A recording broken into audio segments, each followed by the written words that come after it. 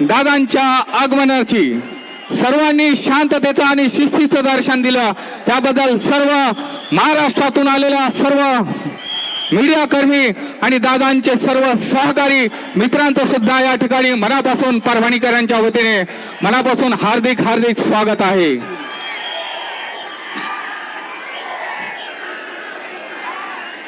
दादांना येण्यासाठी रस्ता द्या कृपया प्लीज। या ठिकाणी संघर्ष योद्धा आदरणीय मनोज दादा जरांगे पाटील साठी एकदा जोरदार टाळ्या वाजवायच्यात। एक मराठा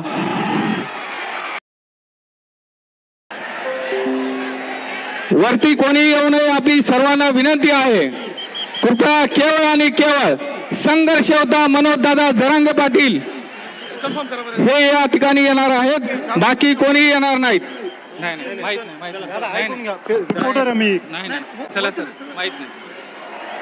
या ठिकाणी वरती कोणी येणार नाही याची आपण सर्वांना काळजी घ्यायची आहे। आल्यानंतर फक्त दादांच्या वतीने परभणीकरांच्या वतीने ऑक्शन या ठिकाणी होईल।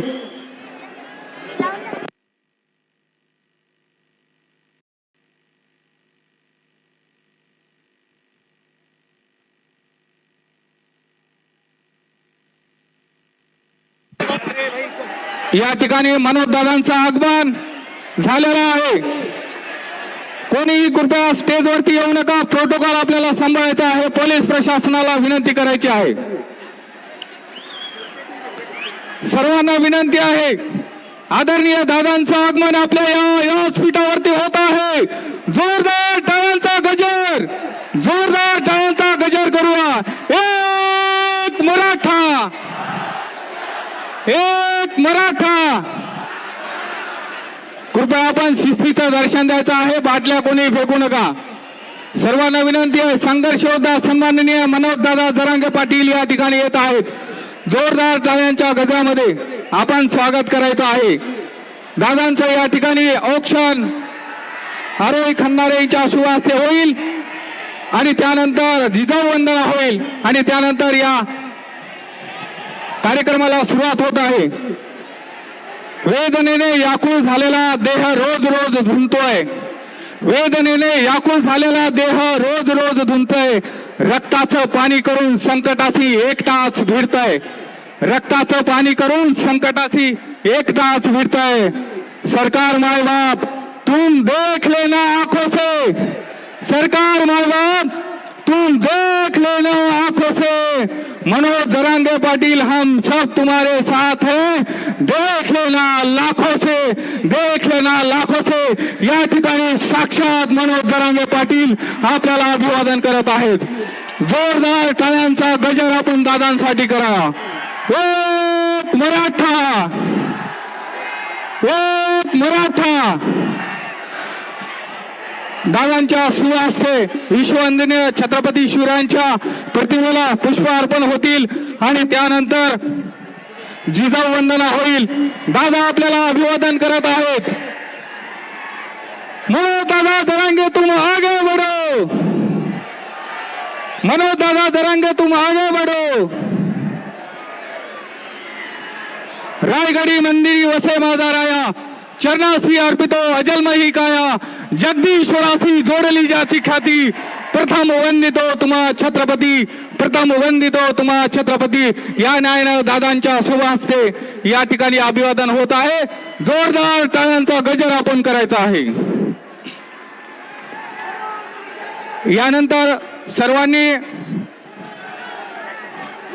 शांत बसायचं आहे।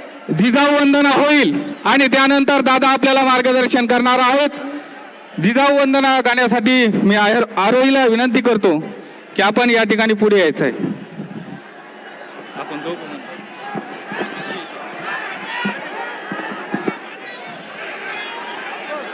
सर्वांना विनंती आहे, कृपया कोणी काय बाटल्या फेकू नका, शिस्ती दर्शन द्यायचं आहे। दादा स्वतः आलेले आहेत। मीडियाच्या बांधवांना बाटल्या मारू नका। सर्वांनी शांत राहा। जिजाऊ वंदना सुरुवात होत आहे।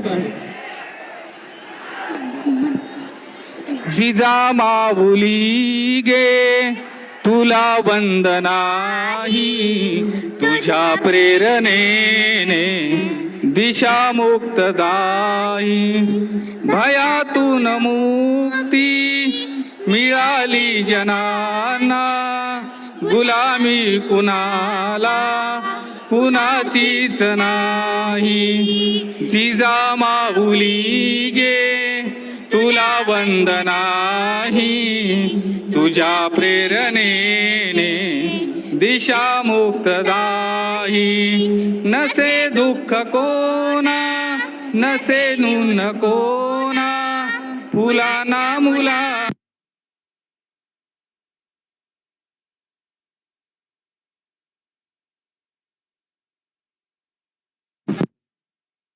जशी प्रेरणेने मुक्तदायी जशी पार्वती ती प्रिया शंकरास जशी प्रेरिका गे शहाजीस तूही जसा संविभागी बळी पूर्व काळी शिवाजी जनांचा तसे चित्त देही जिजामाऊली गे तुला वंदनाही तुझ्या प्रेरणेने दिशा मुक्तदायी तुझ्या संस्कृतीने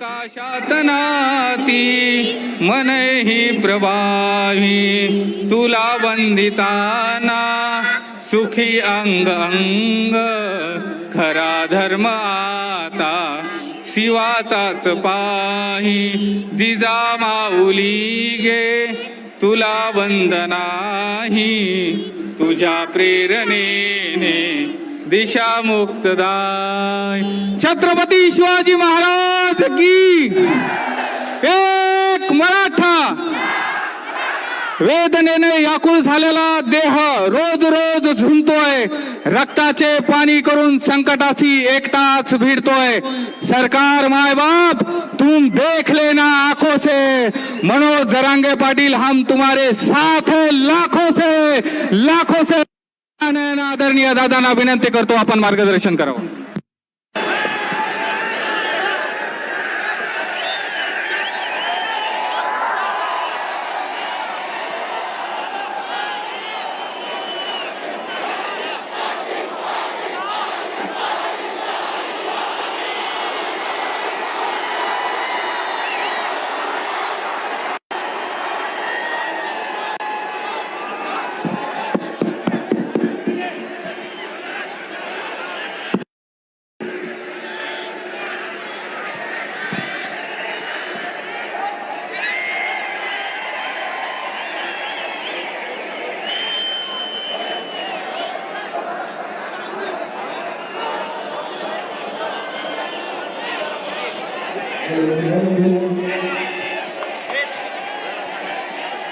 बसा इथे बस खाली बस बस खाली बस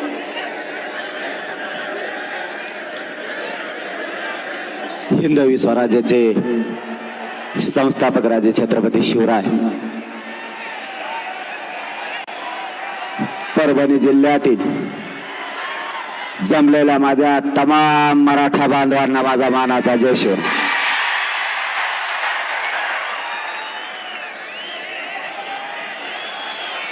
मीडियाच्या बांधवाला बाटल्या मारू नका पाठीमागून.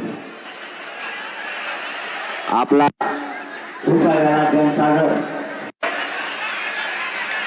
परभणीकरांनी दाखवलेली ताकद ही या महाराष्ट्रातल्या सरकारला दिसली पाहिजे म्हणून मीडियाच्या बांधवांना पाठीमागून बाटल्या हाणू नका.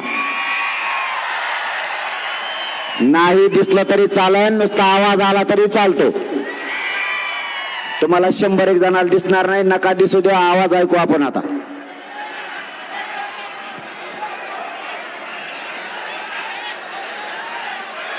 बाकीचे खाली बसा, इथले खाली बसा ना तुम्ही, बस खाली बस. काय आता पुढे माणसं बसलेत, आता राहू दे बाबा, काय करता आता.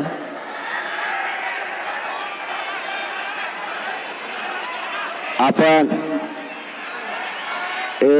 काय रे इकडं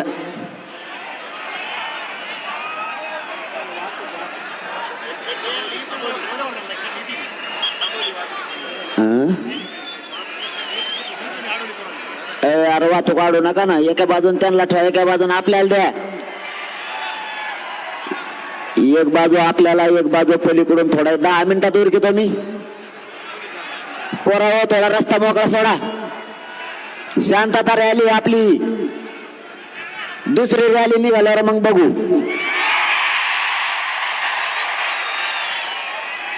रस्ता सोडा, दाना अलीकड सरका. सरका आणखीन थोडं थोडं पुढं सरका.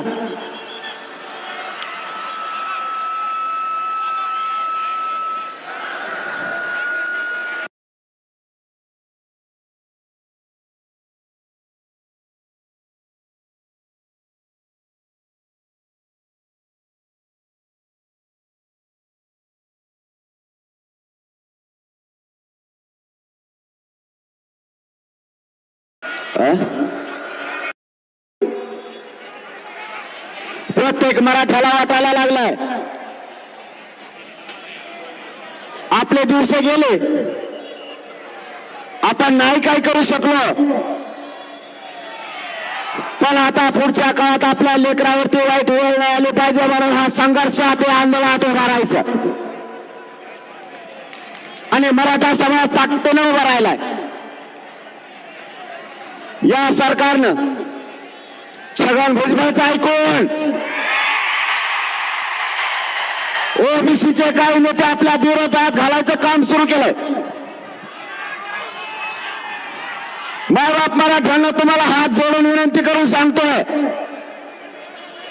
आपल्या लेकराच्या न्यायासाठी एकाही मराठ्यांना एक इंचही मागे सरकायचं नाही.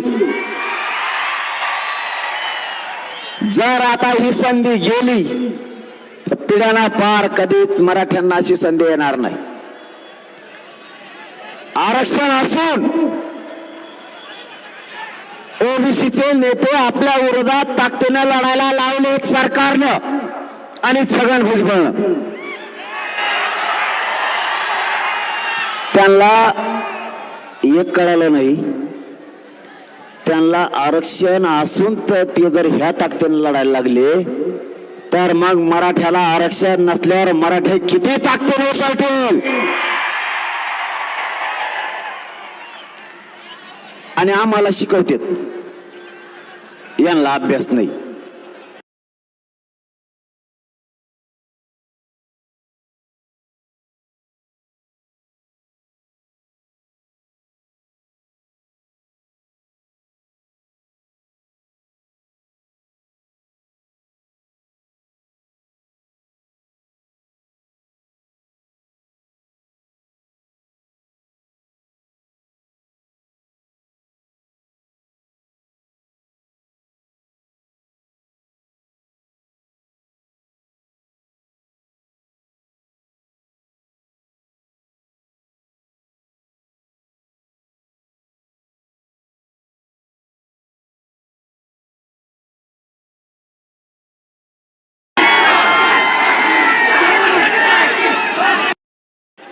छगन भुजबळ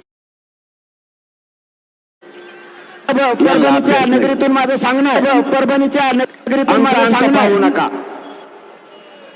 जर का दोरी हातात निसटली तर हे मराठी कोणाचंच ऐकणार नाही, तर माझा सुद्धा नाही.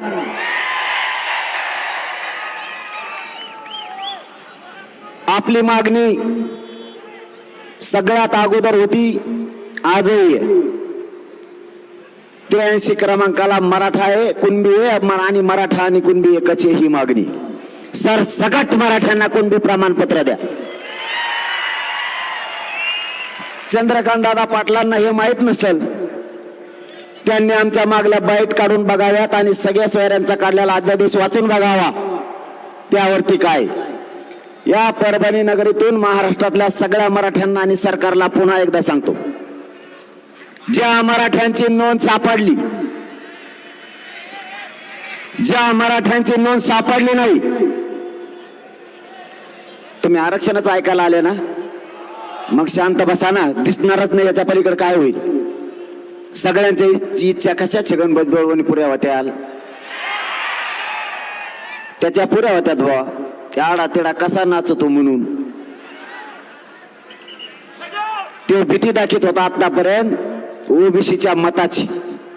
आता मराठ्यांचा मतदानाचा कचका कसा आहे त्यांना कळाल्यामुळं ते आता मराठ्यांचा नादी नाही लागत.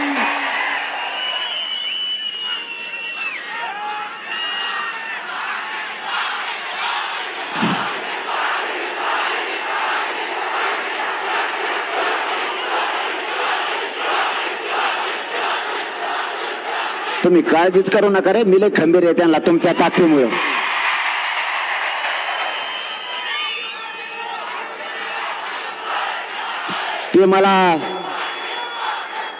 ते मला आडानी समजित येत. मला म्हणतात आडानी याला कायद्याचा अभ्यास नाही, गावठी हे. कसा गावठीनं खोटा ठोकलाय, उपसतोय का आता छगन भुजबळ. याच्यासाठी सांगितलं होतं मराठ्यांच्या जीवावर निवडून येऊन मंत्री झालेला आहे सावध राय. आता येवल्यातले लोक म्हणतात पाटील तुम्ही त्याला निवडून द्या, म्हणलं तरी आम्ही पाडणार आहेत. घे खोटा गुतून. आता तो म्हणला होता मी पाचर ठोकली मराठ्याच्या आरक्षणात, आता मराठ्याने कसा खोटा ठोकला उपटतो का तुला. असून दे मी अडाणी आहे पण मराठ्याला आरक्षण दिलं का नाही. मी सरकारला सांगितलं होतं 54 लाख नोंदी निघाल्या. सरकारनं मला प्रोसिडिंग बुक देऊन सांगितलंय 54 लाख नाही 57 लाख नोंदी निघाल्यात. म्हणलं बरं झालं हो. मग तर एका नोंदीवर 40-50 प्रमाणपत्र निघत आहेत. आपण 3च धरू तरी 1.5 कोटी मराठा आजच आरक्षणात गेला. मी अडाणी आहे, छगन भुजबळ म्हणतो तर अडाणी आहे पण दिलं का नाही मराठ्याला आरक्षण. तो म्हणतो कसला का दिसतो तो, तुला काय करायचं, मला काय लग्न करायचं तुझ्या संग, मी दिसून देईन कसला बी. तुला दोन्ही कामात हारिलं का नाही, म्या तुला आरक्षणात हारिलं, तुला खोटा उपटेन म्हणलं उपटेला का नाही. म्या मराठ्याला मी एकदा सांगितलं मराठ्यांचे मतात ताकद दिसली पाहिजे, मराठ्यांना भिले पाहिजेत, मराठ्यांच्या मताची दहशत झाली पाहिजे, माझ्या माता माऊलीला किंमत आली पाहिजे. ताकदीनं पाडा.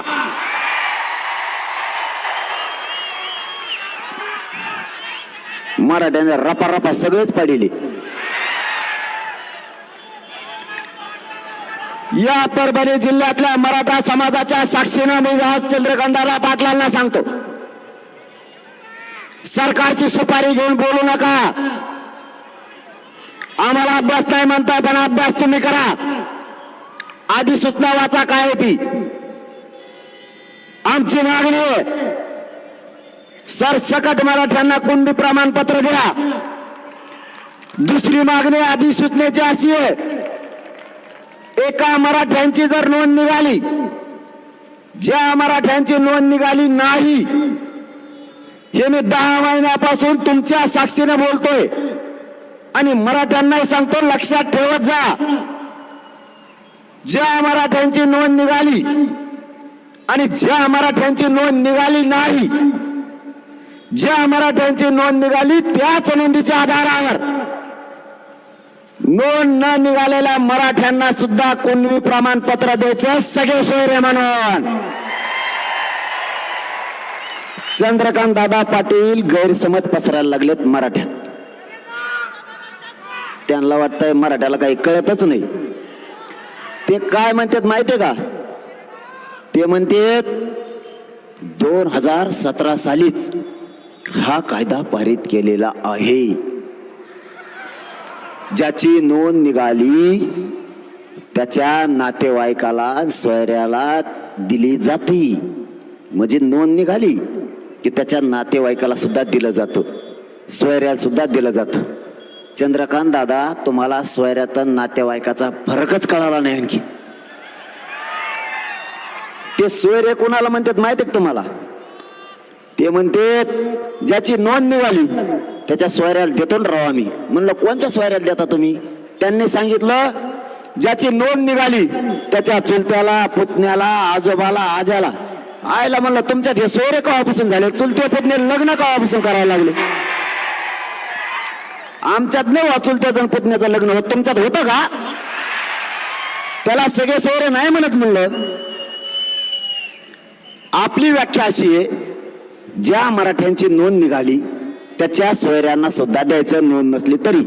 व्याख्या अशी आहे, मराठा समाजात पिढ्याना पार परंपरेनुसार राज्यांतर्गत लग्नाच्या सोयरिकी जुळतात, गणगोतात ते सगळे सोयरे.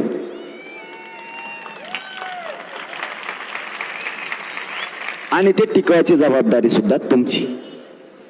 आम्ही काय सरकारमध्ये नाहीच, ती सरकारची जबाबदारी. हेही त्यांना सांगितलं. आता हे मुद्दा झाला क्लिअर. आपल्याला पाहिजे 13 तारखेच्या आत सगळ्या सोयऱ्यांची अंमलबजावणी आपल्या व्याख्याप्रमाणे. नोंद न निघालेल्या मराठ्यांना आरक्षण आणि कुणबी प्रमाणपत्र देण्यासाठी सगळ्या सोयऱ्याची अंमलबजावणी आपल्या व्याख्याप्रमाणे झाली 13 तारखेला, तरच आपल्याला ती मान्य, नाही तर मान्य नाही.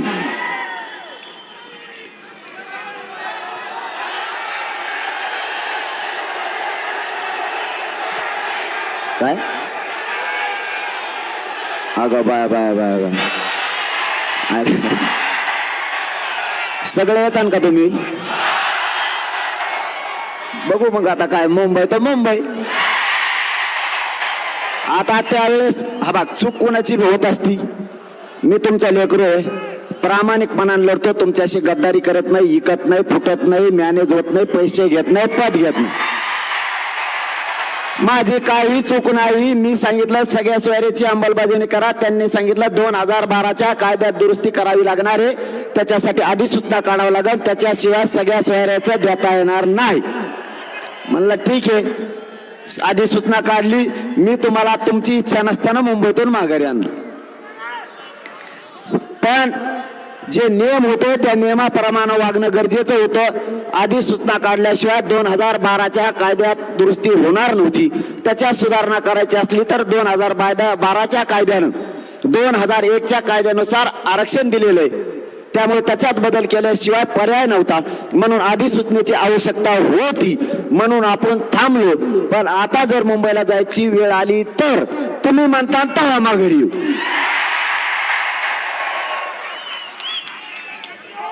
आणि आपल्या हातात 2 काम आहेत, तसं काही नाही, टेन्शन नाही घ्यायचं.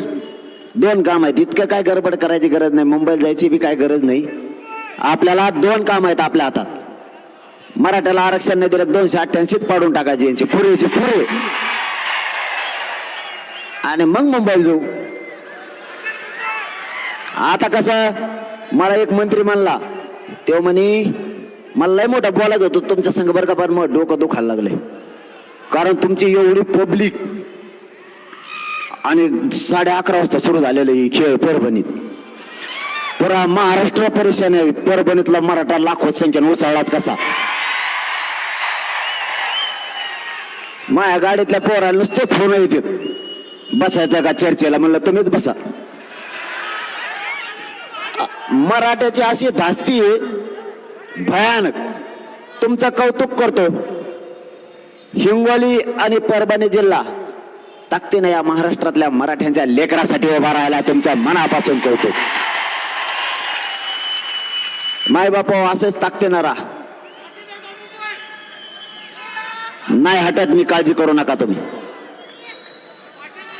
कितीही नेते फुटले, कितीही अभ्यासक फुटले, माझ्या आजूबाजूला रोज माझ्या ताटात खाणारे कितीही फुटले, तरी हा मनोज जरांगे तुमच्याशी आयुष्यभर गद्दारी नाही करणार. कोणी पैशासाठी, कोणी पदासाठी, कोणी सरकारच्या दबावात येऊन जरी फुटलं तरी ह्या मनोज जरांगेने तुम्हाला मायबाप मानलंय. लेकराची आई बापाविषयी जी इच्छा असती, मायबापाची लेकरांकडून जी अपेक्षा असते ती पुरी तुमचं लेकरू म्हणून मी अपेक्षा पुरी केल्याशिवाय धरणीवर हा देह ठेवणार नाही, त्याशिवाय मरण पत्करणार नाही. फक्त सगळ्या मराठ्या पक्षातल्या मराठ्यांना माझी विनंती, सगळ्या पक्षातल्या मराठ्यांच्या लेकराला हे आरक्षण लागणारे, करोडोनं मराठ्यांचे लेकरं मोठे होणार आहेत. आरक्षण मिळेपर्यंत कोणीही पक्षाचा भेद आणू नका.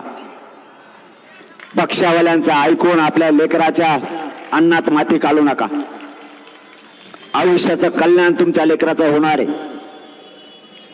पिढ्याना पार मराठ्यांचं कायम लेकरांचं कल्याण होणार आहे. अशी संधी आपल्याला नाही यायची मायबापा हो. पुन्हा सरकारने किती प्रयत्न करू द्या, आणि तुम्हाला आणि माझ्या महाराष्ट्रातल्या मराठ्यांना पूर्ण विश्वास आहे. मी माझी निष्ठा कधी चुकवू शकत नाही. मी सरकारला कधीच मॅनेज होत नाही. माझ्यावर SIT नेमली तरी मी भेलो नाही, गोळ्या घातल्या तरी भेलो नाहीत. आता माझ्यावर हल्लाही करू शकते तरीही मी भेट नाही. तुम्ही काळजी करू नका, मी हटत नाही. फक्त माझी तुमच्याकडून अपेक्षा तेवढीच आहे की तुमच्या लेकरासाठी या महाराष्ट्रातल्या करोडो मराठ्यांच्या लेकरासाठी एकजूट फुटू देऊ नका. एवढंच मागणं आहे माझं तुमच्याकडे, बाकी काय नाही.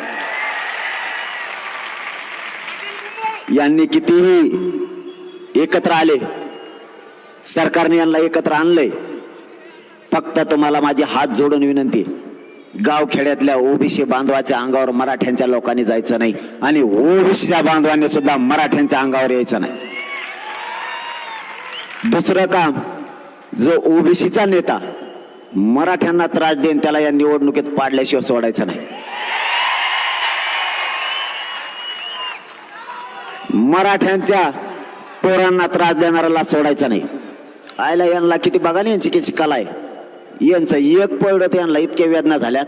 आमचे करोडो लेकरं आज वेदना सहन करतात, ते नाही दिसत सरकारला. आमच्या 400-450 आत्महत्या झाल्या तरी आम्हाला आरक्षण द्यायनात. आमच्या आई बहिणीच्या कंपाळाचं कुंकू पुसलं तरीही आरक्षण द्यायनात. मराठ्यांनी एकजुटीनं मतदान केलं तर मराठ्याला जातीवादी म्हणायला लागली.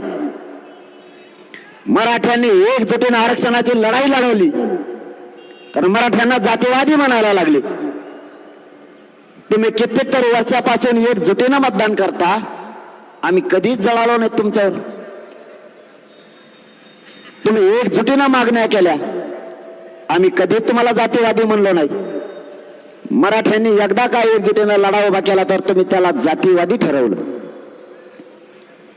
म्हणून तुम्हाला या परभणी नगरीत मी सांगण्यासाठी आलोय, ते जर जातीसाठी कट्टर असतील तर हा मी सुद्धा जातीसाठी कट्टर आहे.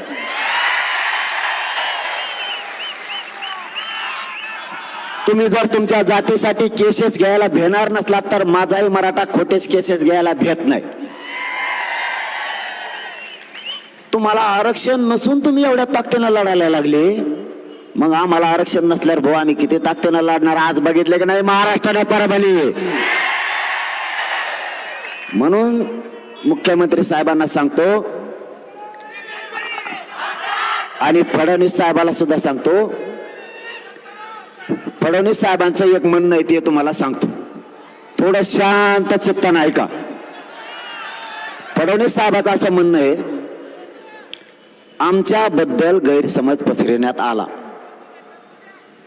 काय गैरसमज पसरला मी तुमच्याबद्दल? पण पसरलेला गैरसमज आणि पसरवलेला तो नेरेटिव्ह मी भरून काढणार असं फडणवीस साहेब म्हणते. काय गैरसमज पसरला, काय चुकीचं सांगितलं? तुम्ही पाठीमागं तुमचं सरकार होतं त्यावेळेस तुम्ही काय म्हणले? पहिल्या कॅबिनेटला धनगर बांधवाला आरक्षण देतो. दिलं का? काय चुकीचं बोललो मी? धनगराला आरक्षण द्या एसटीतून म्हणलो, काय चूक केली? आमच्या आई बहिणीच्या डोक्यात गोळ्या घातल्या, काय चुकीचं समाजाला सांगितलंय? काय गैरसमज पसरला? ही गैरसमज आहे. गोळ्या नाही घातल्या तुमच्या पोलिसानं. आमच्या आई बहिणीचे डोके फुटून रक्ताच्या थारोळ्यात आमचे 5-5 वर्षाचे लेकरं नाही पडले का? आमच्या 70 वर्षाच्या आजीचं कंबर मोडलं तर तिला आत्ताही उठता येत नाही, खरं नाही का? मराठ्यांना आरक्षण दिलेलं तुम्हीच घालवलं हे खरं नाही का? 83 क्रमांकाला ओबीसीच्या यादीत कुणबी म्हणून मराठा जात घातली. मराठा आणि कुणबी एकच आहे. सुशील कुमार शिंदे सरकारनं तोच आधार घेऊन मराठ्यांना कुणबी आणि मराठा म्हणून अध्यादेश काढला. हे खोटं आहे का? मराठा काय चुकीचं बोलतोय? 180 जाती आरक्षणात घातल्या गेल्या. त्याच्यानंतर आता 350 ते 400 जाती ओबीसी आरक्षणात झाल्यात. एक जात अगोदर आरक्षणात घातली, बाकीच्या घातलेल्या जाती ह्या पोट जाती उपजाती म्हणून घातल्या. एक माळी समाजाची जात घातली, त्याच्यानंतर सगळ्या माळी समाजाची जात त्याच माळी समाजाच्या आधारावर घातली. एक बागवान घातला, त्याच आधारावर बाकीचे घातले. ज्या जाती घातल्या गेल्या अगोदर एक एक, नंतर सगळ्या घातल्या, त्यांचे व्यवसाय सारखे आहेत म्हणून माळ्यांचा जो व्यवसाय तोच दुसऱ्या माळ्यांचा व्यवसाय म्हणून सगळा माळी समाज आरक्षणात घालण्यात आला. मग कुणबींचा आणि मराठ्यांचा व्यवसाय एकच आहे, शेती. मग मराठ्यांची पोटजात कुणबी होत नाही का? काय चुकीचं बोललो आम्ही? फडणवीस साहेब काय चुकीची बातम्या दिल्यात? तुम्ही सांगितलं होतं अंतरवालीतल्या माता मावल्यावर झालेले केसेस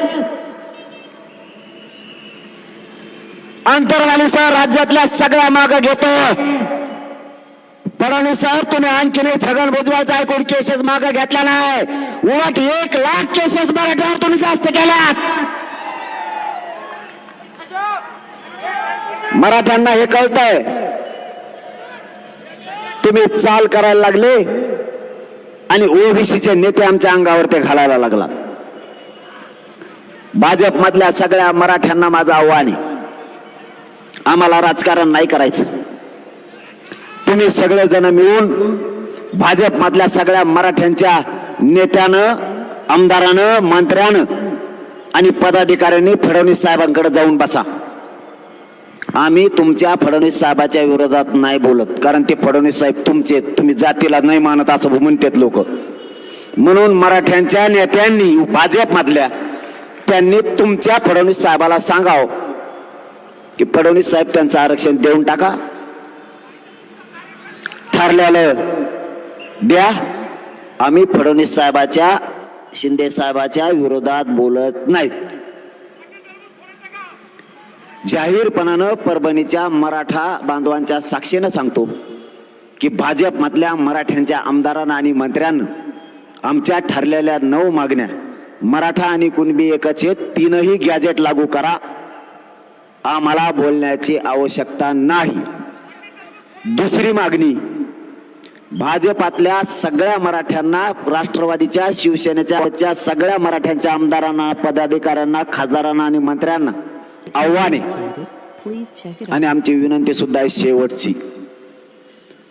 ओबीसीचे सगळे नेते मराठ्यांना आरक्षण मिळू नये म्हणून सगळ्या पक्षातले एक झालेत. भाजपातल्या, राष्ट्रवादी, शिवसेना, काँग्रेस मधल्या सगळ्या मराठ्यांच्या नेत्यांनी मराठ्यांच्या पाठीशी ताकदीनं उभा राहावं ही तुम्हाला विनंती आहे. आणि जर तुम्ही नाही राहिले तर पुढे निवडणूक आलेले मराठे काय करते त्याची जबाबदारी माझी नाही. आमच्या लेकरासाठी आम्ही गोरगरीब मराठे कोणत्याही थराला जाऊ शकतो.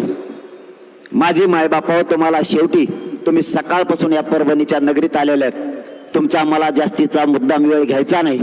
तुम्हाला फक्त एवढंच सांगायला आलोय, आपल्याला त्यांचं टेन्शन न घेऊ तुम्ही, त्यांचं टेन्शनच घेऊ नका तुम्ही.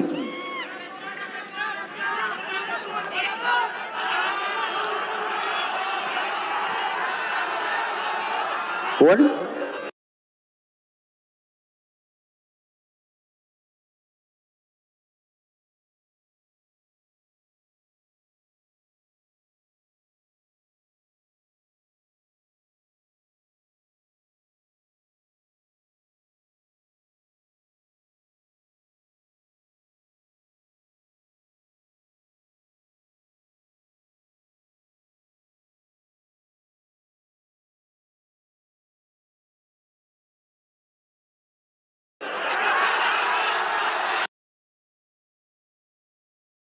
चढायला सुद्धा 25 मिनिटं लागतात. मी तुम्हाला खोटं नाही बोलणार माय बापा. माझ्या शरीराची एवढी चालणी झाली भयानक की माझं शरीर भयानक त्रास देत आहे मला आता. पण मी तुम्हाला आता मायबाप मानलेलं आहे. लेकरं म्हणून माझ्या खांद्यावर तुम्ही जबाबदारी दिलेली, तर तुमच्या लेकराच्या डोक्यावर आरक्षण देऊन गुलाल टाकूस तर मी नाही हटत. या उपोषणामुळं शरीर इतकं भयानक त्रास देत आहे की मला पायऱ्या चढताना उतरताना सुद्धा माणसाचा आधार घ्यायची वेळ आली. आता पहिल्यांदा मला माणसाचा आधार घ्यायची वेळ येत नव्हती, परंतु आता मला चढताना आणि उतरताना माणसाचा आधार घ्यावा लागतो. कारण या शरीरातलं पूर्ण रक्त कमी झाल्यामुळं आणि कधी माझा पाय ताठल किंवा कधी हात ताठल, कधी मुंग्या येतील सांगता येत नाहीये. पण मी तुम्हाला आता शब्द दिलेला आहे की मी माझ्या मराठा समाजाच्या लेकराला मोठं केल्याशिवाय नाही हटणार. माझा जरीला आणि मी ठरवलंय माय मावल्या हो, मी ठरवताना ठरवलंय की मरणाच्या शेवटच्या घटका सुद्धा मोजायची वेळ आली तरी समाजासाठीच मोजायच्या.